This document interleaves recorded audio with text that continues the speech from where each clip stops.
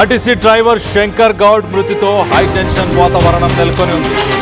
ఇవాళ ఉమ్మడి వరంగల్ జిల్లా మొత్తాన్ని బంద్గా ప్రకటించారు. ఇటు నర్సంపేటకు ప్రస్తుతానికి కేంద్ర మంత్రి బండి సంజయ్ చేరుకున్నారు. డ్రైవర్ శంకర్ కుటుంబానికి బండి సంజయ్ పరామర్శించారు. శంకర్ అంత్యక్రియలకు కూడా బండి సంజయ్ హాజరయ్యారు. ఇటు శంకర్ గౌడ్ది ముమ్మాటికి ప్రభుత్వ హత్యే. ఇటు కార్మికుల సమస్యలను గాలి కొదిలేయడం వల్లే ఈ దుస్థితి అంటూ ఇటు బండి సంజయ్ చెప్పుకొచ్చారు. ఆర్టీసీ జేఏసీ నేతల అత్యవసర సమావేశం.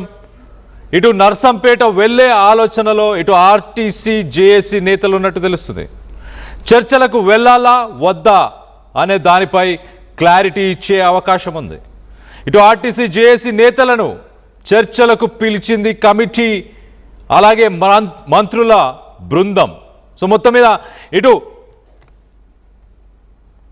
శంకర్ గౌడ్ అంత్యక్రియలకు మరి బండి సంజయ్ హాజరవుతారు. అలాగే ఇటు శంకర్ గౌడ్ చనిపోవడానికి ముమ్మాటికి ఇది ఒక ప్రభుత్వ హత్యే అంటూ బండి సంజయ్ చెప్పుకొచ్చారు.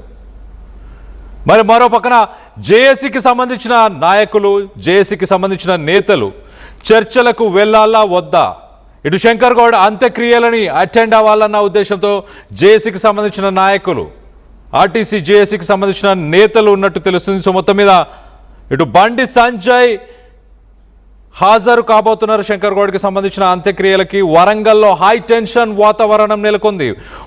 ఉమ్మడి వరంగల్ జిల్లా మొత్తంగా బంద్ని ప్రకటించారు. దీనికి సంబంధించి మాజీ కాంగ్రెస్ నాయకుడు బక్కా జడ్సన్ ఆయన ఏం మాట్లాడారు, ఒక్కసారి ఆయన మాటల్లోనే వినే ప్రయత్నం చేద్దాం. చేయాలని ఈ రోజు ఒక శంకర్ గౌడ్ నీట్ గా ఈ రోజు చంపేసారు.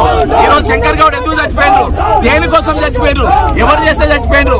ఈ రోజు ఆర్టీసీ వైండ్ అప్ చేసి నియా కృష్ణారెడ్డికి ఇచ్చే ప్రయత్నం చేస్తారు.